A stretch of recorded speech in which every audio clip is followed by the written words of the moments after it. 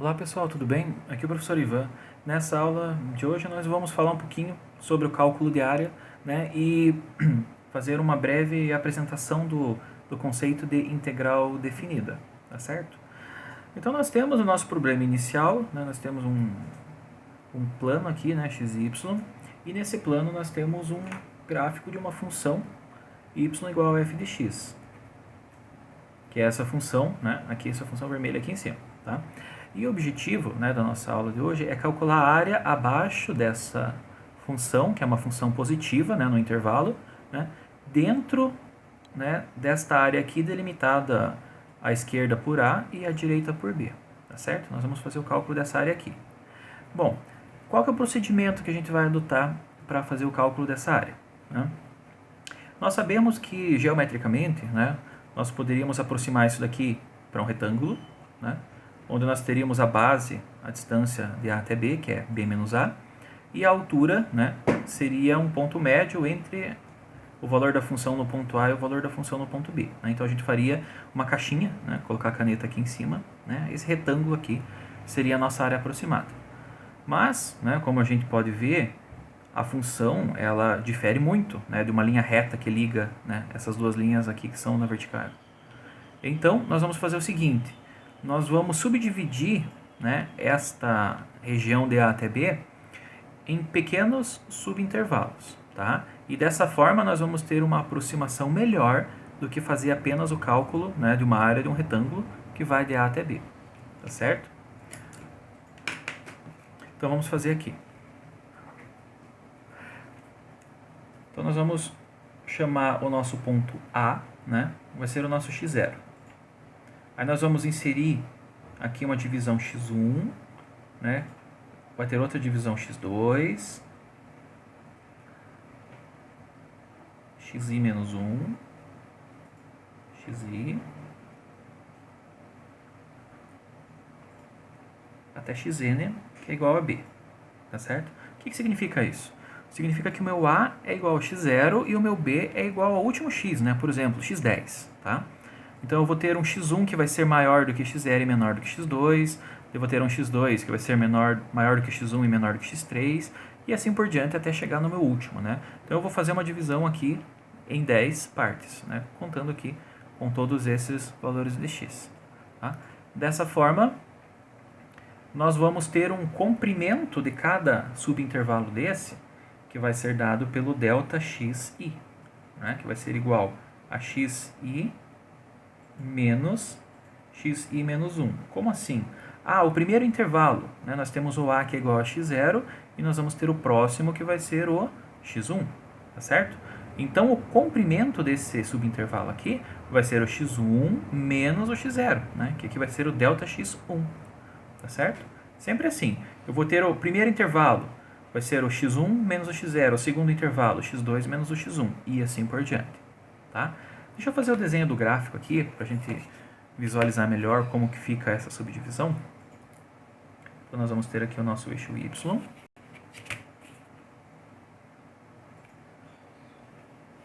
Aqui o nosso eixo x, né? X e y. Vou tentar reproduzir a mesma função ali de cima. Tá? Aproximadamente a mesma coisa, tá? E aí nós temos, né, os intervalos, né, a parte inicial aqui do nosso intervalo, que é o x igual a A, e a parte final do nosso intervalinho aqui, que é o x igual a B, né? A proposição é a seguinte: nós vamos vir aqui, vamos fazer uma divisão, aí nós vamos ter outra divisão, tá? Elas não precisam ser iguais, tá certo? Aqui nós vamos fazer mais uma divisão, até que a gente chega na nossa última ali, tá certo? Então eu fiz várias linhas, né? Aqui não são 10, né? Esse aqui é o nosso x0, aqui é o nosso x1, daí nós vamos ter, né, o x i menos 1, daí o xi, daí aqui esse último aqui é o xn, tá? Então são vários x, né? Aqui é x1, aqui é x2 e assim por diante. A gente vai ter então esse delta xi que eu falei para vocês, né? É o xi menos o xi menos 1. Então vai ser essa distância aqui, né, para esse primeiro retângulo. essa outra distância aqui, para esse segundo retângulo e assim por diante. Nós vamos sempre ter essas divisões aqui. E na parte de cima, né, como é que a gente vai fazer? Nós temos que definir um retângulo, a gente não sabe como é o comportamento da função aqui. Então nós vamos escolher dentro de um desses subintervalos aqui, tá? Eu vou pegar esse segundo aqui que é um pouquinho mais largo. Eu vou escolher um ponto intermediário. Na verdade, um ponto que está entre x1 e x2, tá certo? Esse ponto aqui eu vou chamar de ponto C, tá bom? Então, esse daqui é o do segundo intervalo, então esse é o C2. Aqui eu vou ter também um outro ponto intermediário entre x0 e x1, que vai ser o C1, e assim por diante. E no ponto que essa coordenada C tocar aqui na minha função, é onde eu vou fechar o meu retângulo, tá? Então, nós vamos ter fechados aqui os retângulos para a gente fazer o cálculo da área. Vou pegar um ponto intermediário aqui e assim por diante. Aqui, ó. Aqui onde eu fechei, né? Seria o C ali. E aqui também o outro ponto C. Então, vocês estão vendo o que está acontecendo? Ó, no primeiro intervalo, entre x0 e x1, eu tenho um C1, onde aqui em cima eu vou ter o meu F de C1, que é o ponto onde a gente vai fechar o nosso retângulo. Então, a minha base ele é dado por ΔX1, que é o x1 menos o x0, e a altura do meu retângulo é dado por F de C1, ou seja, é o valor da função, né, no ponto C1, tá? Então, isso me dá esta areazinha aqui. Aí eu vou ter aqui um outro ΔX2 vezes F de C2, que vai ser a área desse segundo retângulo. Aqui C3, 4, até chegar no último, né? Que no nosso exemplo aqui genérico seria um F de X10, né? Que seria o nosso último retângulo. Mas ainda continuo com erros, olha pessoal. Estão vendo aqui que o retângulo passa um pouquinho para cima da minha função vermelha? Aqui tem uma região que passa para cima e aqui uma região que fica abaixo, não é contada.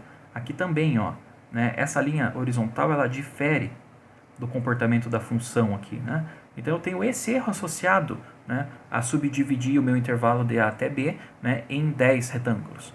Como que eu posso fazer para a gente diminuir mais ainda esse erro, né? Tornar ele cada vez menor? É colocar um número maior de retângulos, né? Então aqui eu tenho, sei lá, 1, 2, 3, 4, 5, 6, né, nesse desenho. Eu posso colocar 12, posso colocar 18, 20, 50, 100 retângulos, tá? Então eu posso colocar o número de retângulos que eu achar conveniente para que, né, esse erro seja minimizado, tá certo?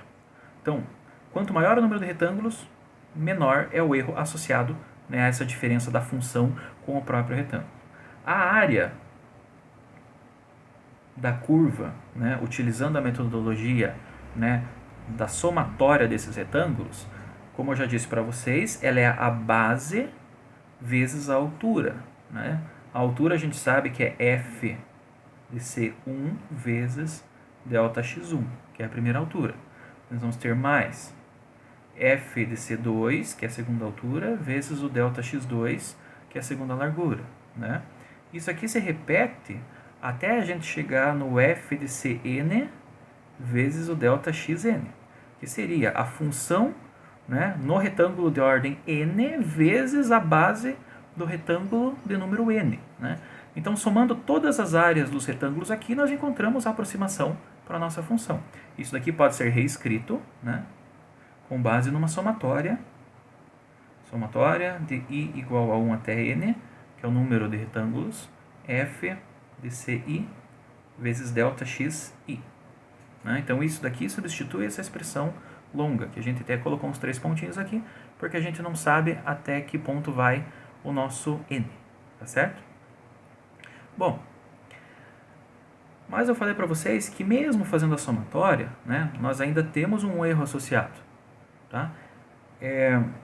Só uma pausa aqui, pessoal, esqueci de uma coisinha, né? Isso daqui é conhecido como soma de Riemann.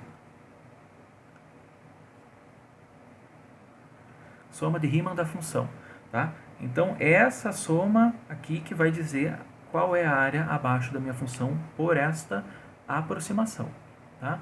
O que nós vamos fazer para que a gente minimize esse erro, né, relacionado a esses pontinhos aqui? Nós vamos fazer um limite, né, no qual o número de retângulos tende ao infinito, ou seja, eu vou ter um número infinito de retângulos aqui embaixo, logo a largura de cada um deles vai tender a 0. Veja, aqui eu tenho 6, né? 1, 2, o terceiro eu não completei, mas poderia colocar mais um, 4, 5, 6. Né? Se eu fizer isso aqui, tender a um número infinito de retângulos, a espessura de cada um deles vai ficar muito pequena, isso vai tender a 0. Né? Então, por definição, o que a gente pode fazer? Então, nós temos uma definição que vai aparecer agora. Tá? Então, lá, seja y igual a f de x, uma função contínua, não negativa, né, no nosso intervalo i igual a b. Então, ela é contínua e não negativa. A área abaixo da curva y igual a f de x, né, de A até B, então essa área aqui, ela é definida por A igual ao limite do meu delta xi tendendo a 0, da somatória do i igual a 1 até n, do f de ci vezes o delta xi. Né? Então, aqui nós fazemos o quê? O limite do delta xi tendendo a 0 surgiu, né, da nossa necessidade do n ir para quê? Ir para infinito, né, que é um número de retângulos. Então, a gente fazendo dessa forma, a área aqui vai tornar-se extremamente próxima dessa área aqui. Como o delta xi tende a 0, a gente pode dizer que a área é dada por essa função aqui. Tá certo, pessoal? Uma coisa, então esse ci, né, aqui que aparece, vai ter cada um, né, para cada um dos intervalos, tá bom? Então esse ci ele vai surgir, né, para cada intervalo vai ter um c, né? Então para cada intervalo. Delta xi, né? Então para cada delta xi tem um ci que vai aparecer ali para a gente colocar na nossa função, beleza? Pessoal, espero que tenham gostado dessa primeira abordagem aqui. No próximo vídeo, nós vamos introduzir esta somatória com uma cara diferente, tá certo? É aqui que aparece a nossa integral definida, beleza? Então, até o nosso próximo vídeo, pessoal.